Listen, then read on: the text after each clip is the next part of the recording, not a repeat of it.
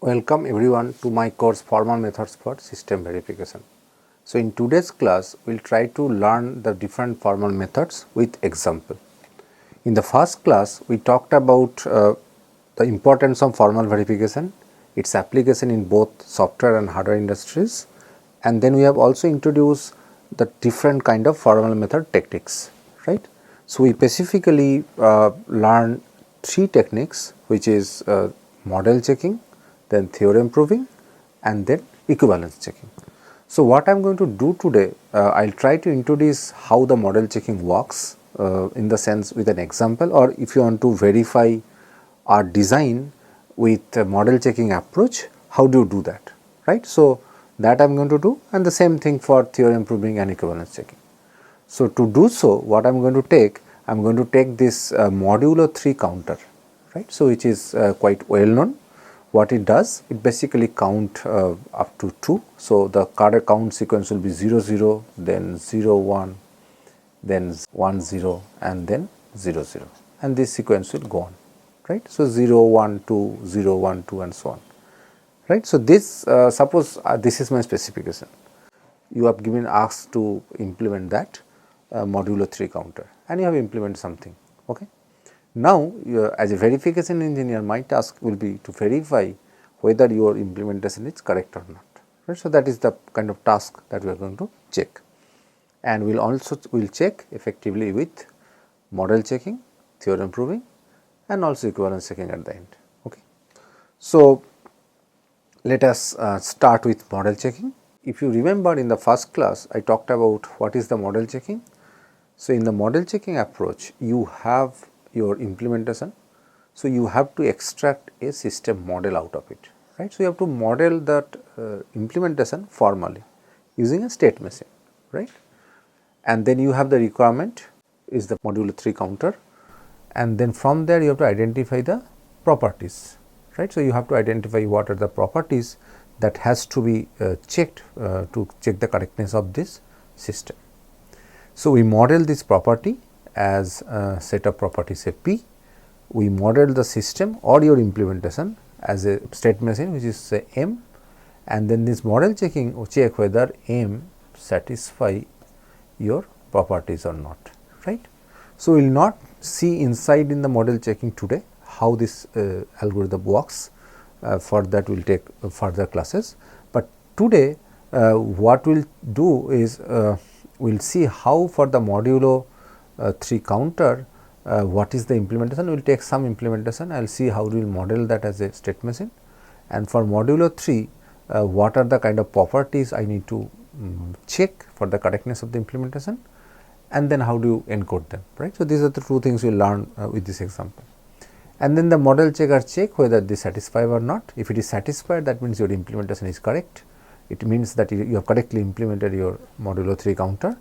If it is no, in this case it will give an counter example, or it will say under this scenario this property is fail in your implementation, right. So that means your implementation is not correct, right.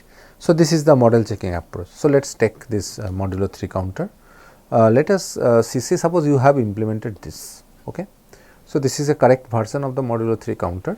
Let me explain what is this. So you have this because you have to count 0 0 0 1 0 1 0 and 0 0, so you need 2 bits, right. So I have kept 2 state bit, this is the LSB and this is the MSB. So you need to store 2 bits, right. So I have to keep 2 flip flop, D flip flop, and this is the combination circuit which implement your next state, right. So what is happening here, if you see here, and there is a reset. So whenever reset is 1, your output will be when you want to reset the circuit, that means your clock, whatever your state, you want to come back to 0 0 state, right, or the start state. So what is happening here, this is the 2 AND gate, this circle is basically the complement of the input. So if you see here, so this is AND gate, that means you need to have to get output 1, everything should be 1, right. So that means if both of the values is 0 0, then only this will be complemented to 1 1, right, and your reset is also 0. So that means if all values are coming 0 0 and 0, then this value will become 1, right. So I will keep the reset equal to 0 for normal operation.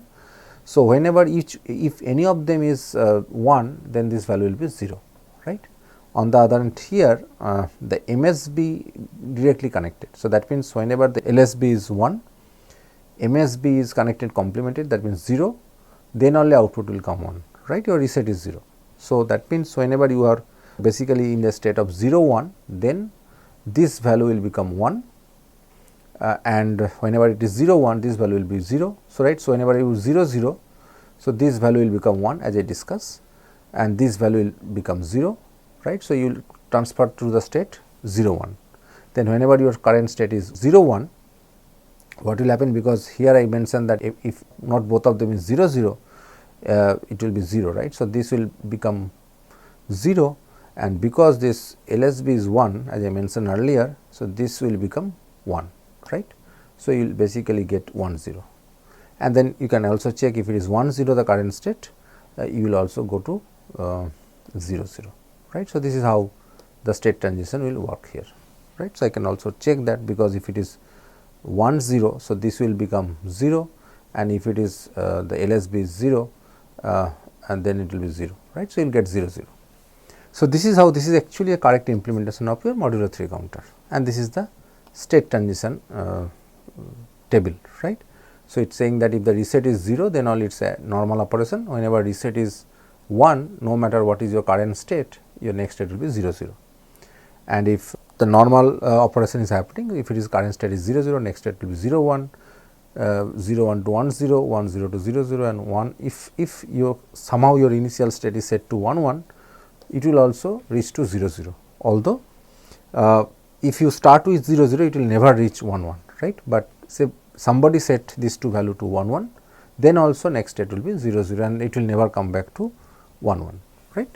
So, this is a very correct implementation of your modulo 3. But now I want to verify the correctness of this implementation with model checking approach.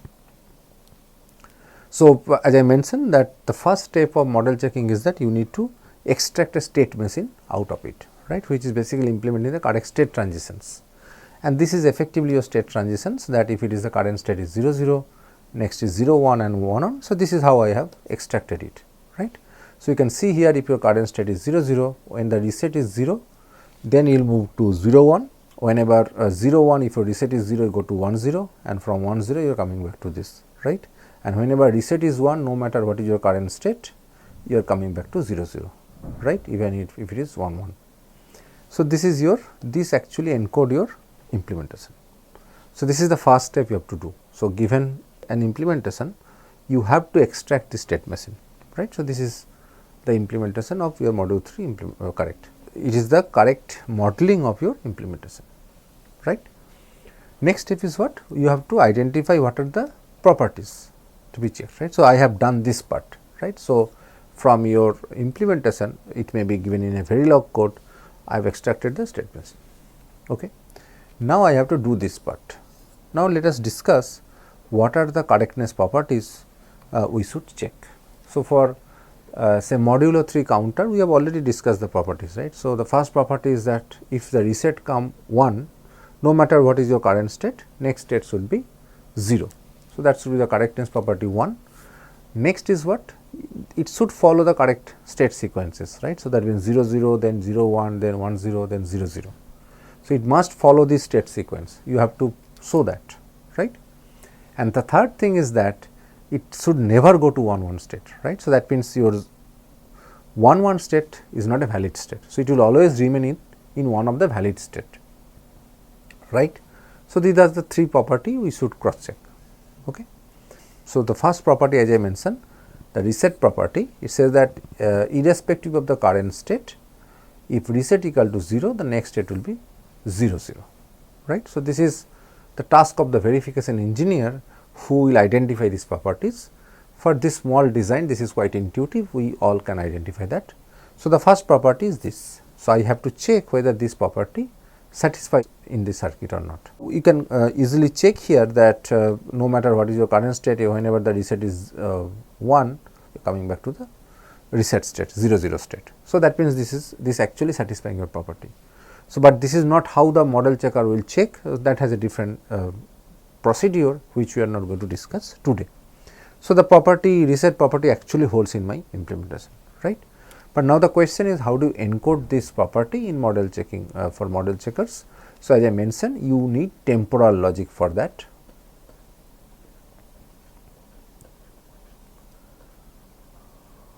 Right. So, I have talked about LTL and CTL, linear temporal logic and computational tree logic.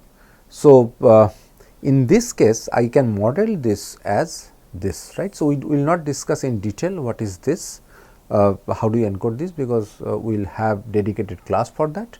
So, here you see the new symbol like x and g, right. So, this x is basically the next operator, because I am talked about temporal, right. So, here time is coming, right. So, here I have to talk about time sequences. So, this x is basically the next operator and g is the global. So, what I am saying here that globally whenever the reset equal to 1 implies x mean in the next state p 0 equal to 0 and p 1 equal to 0. So, I am just modeling the state as p 0 and p 1.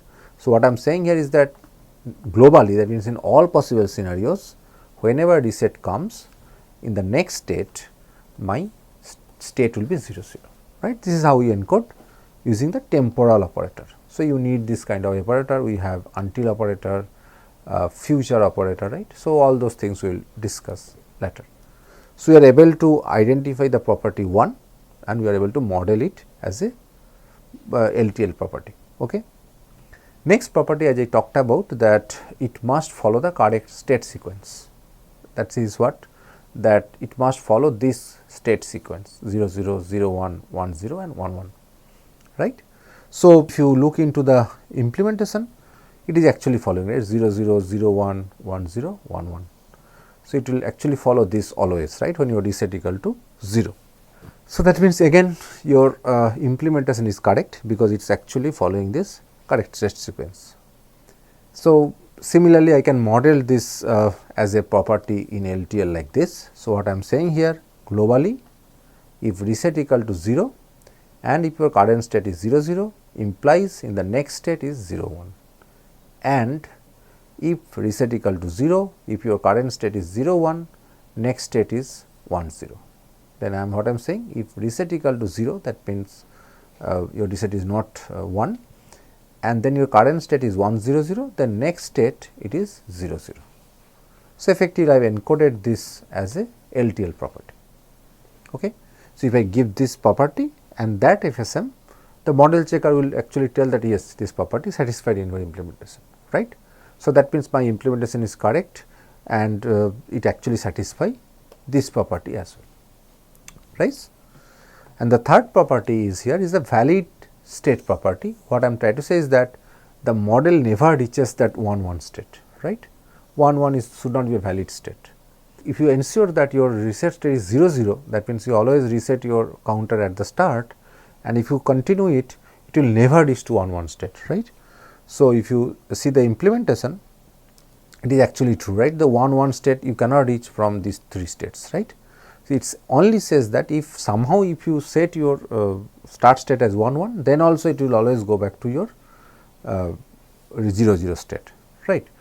But I do not care about that because I will always start from this. So, I will never reach this. So, it will always remain one of the valid states, right. So, that means your implementation is again correct in terms of property 3 as well, right.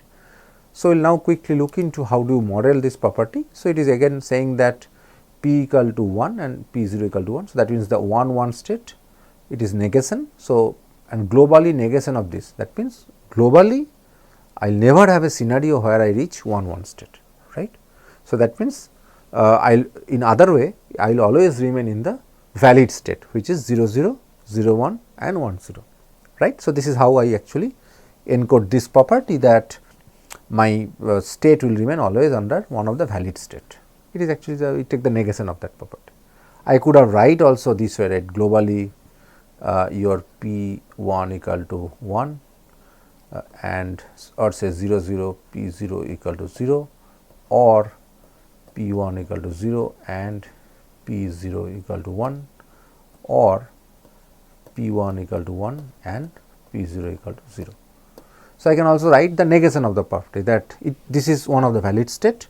So, both are actually equivalent, right. So, I could have write just one of them, right. So, this is how I have encode the property in LTLs. I model this your implementation as a state machine, and then if I give these two combination to the model checker, it should be able to tell that yes, all this property is satisfied, hence your implementation is correct. Okay.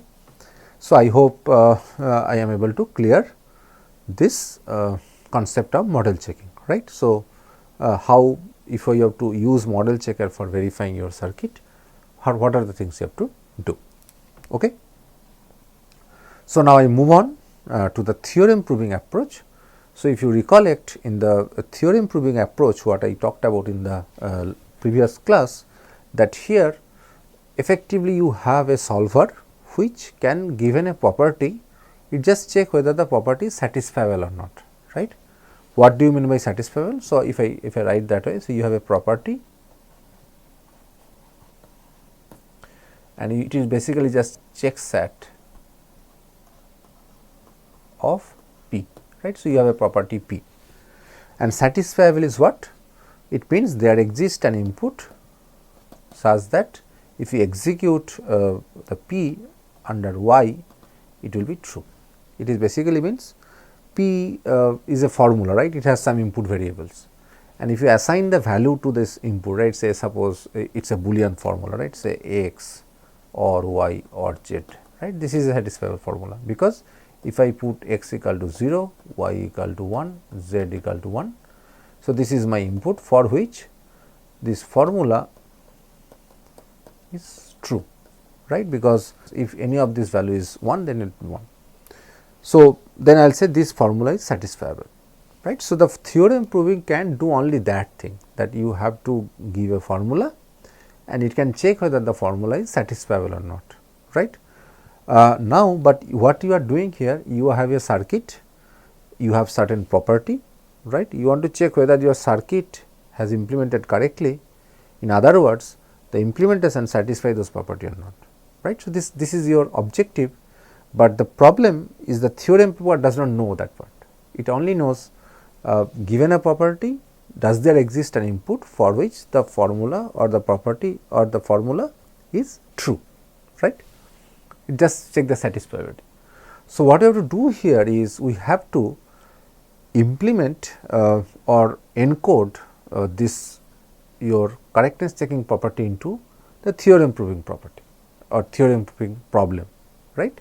So, how do you do that? So, this is how I do that. So, you have the circuit, the modulo 3 counter that you have, you model this as a formula. Again you have to, it is not a state machine anymore, right. What I told now, I have to encode as a formula, because for property checking or theorem proving you need the formula, right. Earlier I, in the model checking approach, what I did, I basically encode that as an state machine, right. Here I model the circuit as a formula, right, that is the change, right. On the other hand, you have this correctness property that we have already identified, 3 properties. Again you have to model them as formula, but the difference here is that earlier we have used temporal logic, but here I will use either proposition logic or first order logic or first order logic of theory or higher order logic, whatever I need it, right. Usually for Boolean circuit, proposition logic is sufficient, right. So, we will basically encode the property in proposition logic. Again it is a different. So, the way I have encoded the property in model checkers is using temporal logic, LTL, CTL, we have G operator, X operator, that is not available here. It is just simple Boolean variables and you have AND or all this operator, right. So, you have to encode the property in a different manner now, understood.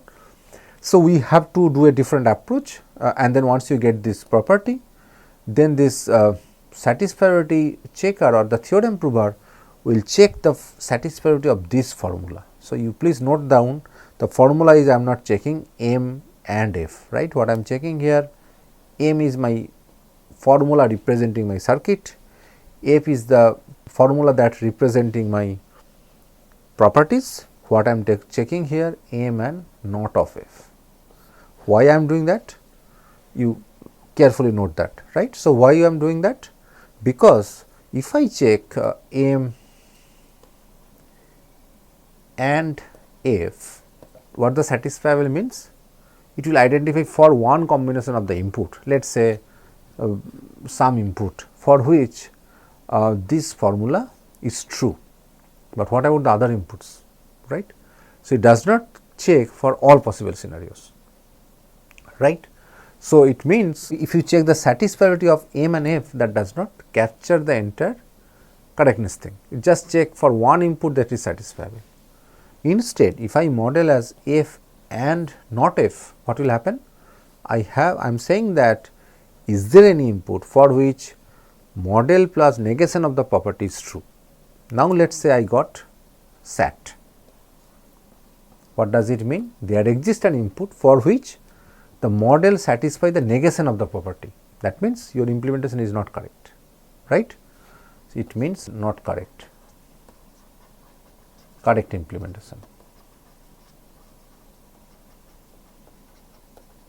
right.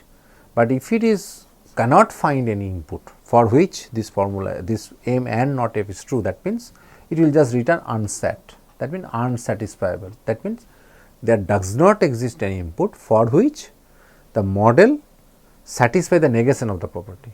What does it mean? That means there does not exist any input for which negation is true, that means for all input the model satisfy the property, right. That is what I want, right. I want that for all input my model satisfy the property, right. So, here if unsat means implementation is correct, right. This is a very important concept that we never check the actual property, always the take the negation of the property and I check with the model, right. So, this will be my theorem proving approach. Now, interestingly I have to now look into that how do we model my circuit as a formula in proposition logic, and how do I model the properties as a formula again in proposition logic. In proposition logic you have only Boolean variables and Boolean connector like AND OR, right. So, let us look into this. So, I do not have any state variable now, right. So, what I will take now? I will take two states, right. So, I basically I will take two set of variable. One set of variable will represent my present state and next set of variable will present my next state, right. So, I just earlier I have only P0 P1 if you remember in my previous properties. Now, I am saying two set of variable, right. One set of variable is saying the present state P0 P1. The other set of variable is I would say this is P1 and P0, P1 and P0 next state underscore NS. Okay. So, now I try to model my this circuit as a formula. I can always any sequential circuit I can always represent my next state as function of present state and input. In this case input is reset, there is only input and present state is P0 P1, right. So, that is I will do, and I can just see what is my formula for P0 and P1. Remember this is my P0, this is P1, right, this is P0, this is P1. So, for P0 it is effectively is you can see here. So, this is your P0 input, right. So, this is your next state which is effectively means not reset and that not of P0 not of P1, right. This is what is because there is two nots here, and for this is your MSB the next state P1 NS, this is P0 NS, right. So, this is effectively is coming P0 as it is and P1 negation, right. So, P0 as it is negation of P1. So, now I represent my next state in terms of the input and reset present state, and that is actually model my circuit, right. So, this is what I have to do, that I have to represent every next state in terms of the present state and input. So, that is how I capture my circuit as formula. So, I have now formula F1 and F2 which implement my this is my M, right. M is basically F1 and F2, understood. Okay. So, my first part is done. Next part is that I have to model those three property, right. You remember the first property was whenever reset equal to 1 my next state must be 0 0, right.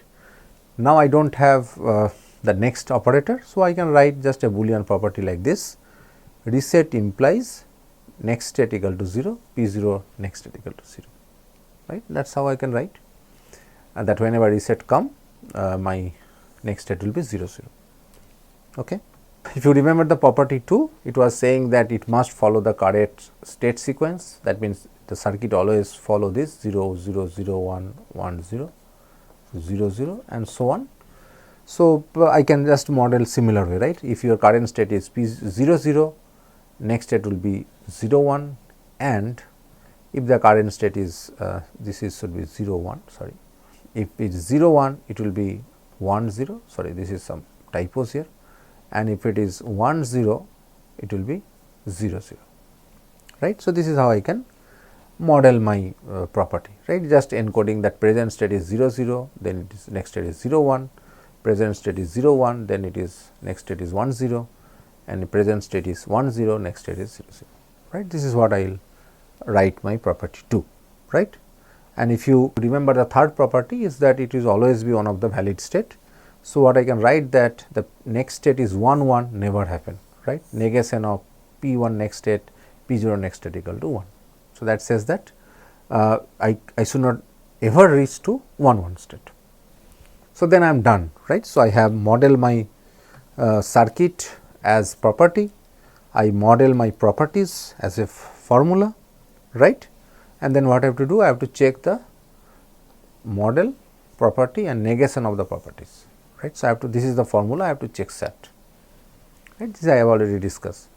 So, if this formula comes out as satisfiable, that means there is some problem in implementation, and if the formula come unsatisfiable, that means your implementation correctly done and your all properties satisfied in your implementation, right. So, theorem proving is understood. So, that is the kind of approach, you model the design as a formula, model the properties as formula, and then check the satisfiability of the this formula, right. This is negation of f and m, that I have already discussed. So, this is how you are going to check, right. This formula is effectively m and not f, right. So, this is how we are going to do. I will move on and I will talk about this equivalence checking now. Okay. So, as I discussed in the lecture 1 that this equivalence checking is basically to be done between two circuits. So, if you have only one circuit, you cannot do the equivalence checking, right.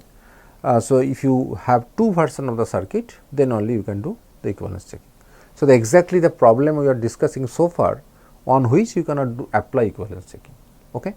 So, what I will do, I will basically take first two combinational circuit, and I will one may be the unoptimized version, another optimized version. I will check how to check the equivalence between them, and then I will take two sequential circuit, and I will check how to check the equivalence between them, right. So, this is how I will discuss. So, let us take, so this is your say unoptimized circuit, and this is say optimized version, right. And your task is to check whether these two circuits are equivalent or not. Okay. So, that is the things you are going to do. So, the approach is quite simple, that you model this output as a formula in terms of the inputs, right. So, whatever your f1 you write in terms of f1 you write in terms of a function of x, y and z, and it also have the input x, y, z, and this is your output is f2, you write as a function of x, y, z, and check whether these these two are equivalent or not. Okay. So, this is how I am going to do. For combinational circuit, equivalence checking is not that difficult, right. So, that is what I mentioned. So, I represent my f1 as the function, which is basically this, right. This is effectively x, y, z bar, this is x, y, sorry, this is x bar, y, z bar, this is x, y, z bar, and this is x, y, z, and this is all of that, right. This is what I have written here, and for this it is basically y, z bar, x, y, right. This is x, y, this is y, z bar, right. So, this is the function, and then I have to check whether they are two equivalent or not.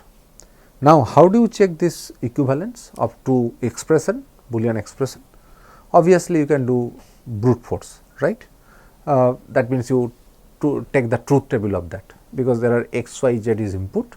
So, there are 8 possible cases, you see what are the output of this all 8 cases the output of f and f2, f1 and f2 and check whether they are equivalent or not, which is quite understandable, right. So, actually these two are equivalent. So, it will turn out to be that if you take this 0 0 0 f what is your value of f1 and what is the value of f2. So, 0 0 1 this way 1 1 1 you identify the value, you will see that every time they will be exactly same, right. So, that way you can check it. But the problem with that approach you can understand obviously, if there are too many inputs you cannot do that, right. So, what I can do that I can again encode this equivalence checking problem into the theorem proving problem or satisfiability problem. Okay.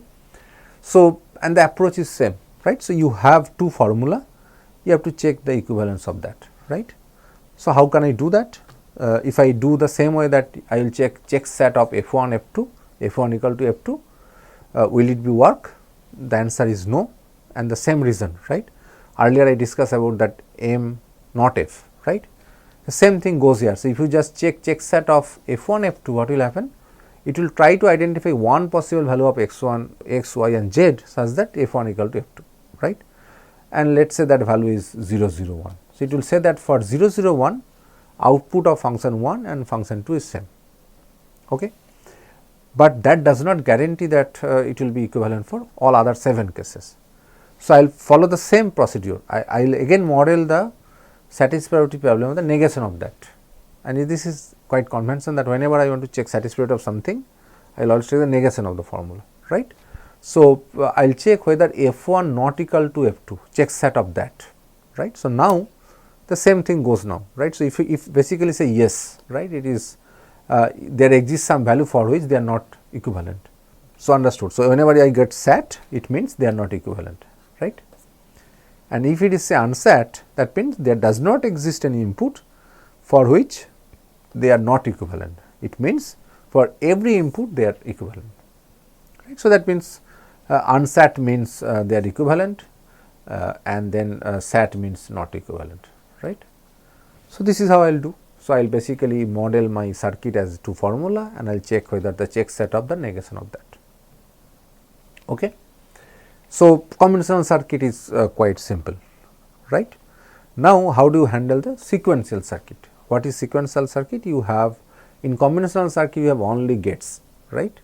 In sequential circuit you also have flip flops, right.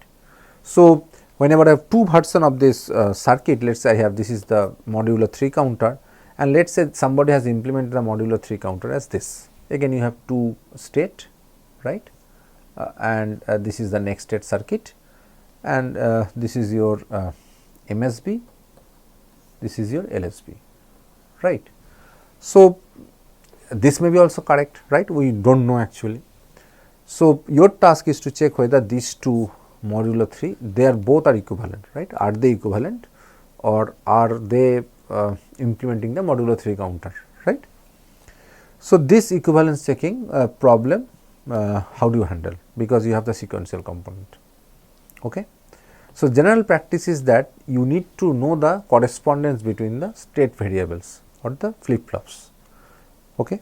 So, here I know that this is the MSB. So, I will say that these two are basically the same thing in my two circuits and these are to the same thing because they are implementing the LSB bit and these two are implementing the MSB bit.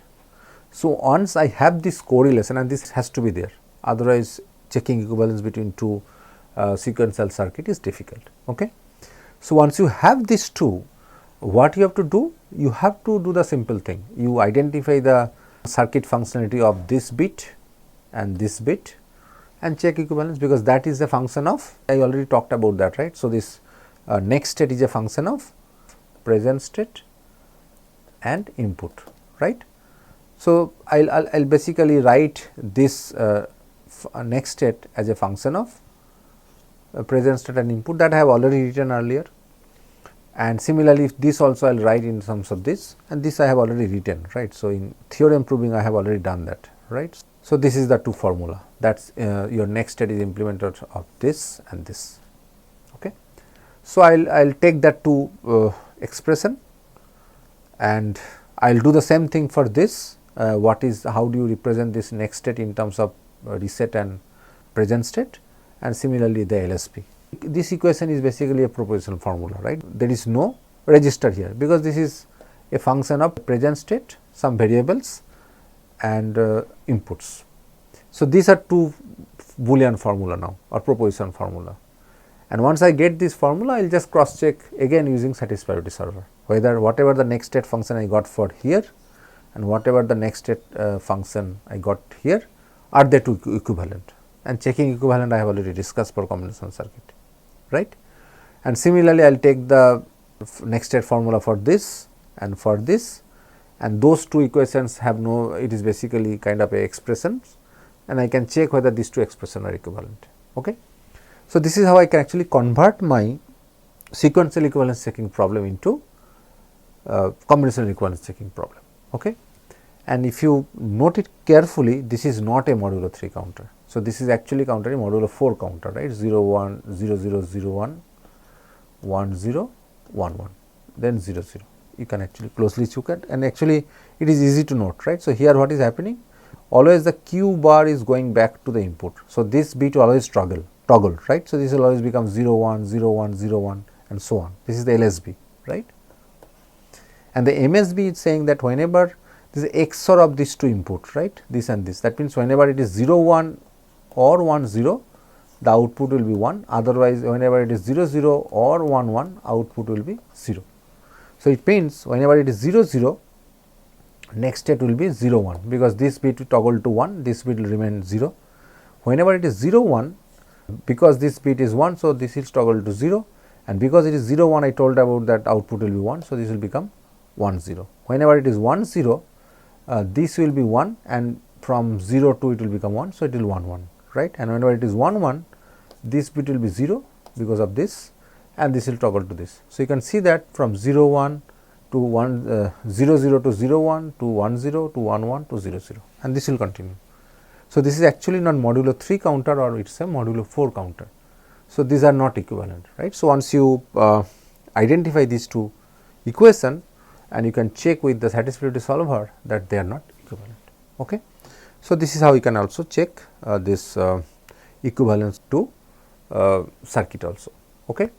So, I think I am able to clear these three different approaches in circuit verification, and I am going to continue more detail about this, the back end of this tool of the model checking, theorem proving and equivalence checking in subsequent classes. Thank you for your attention.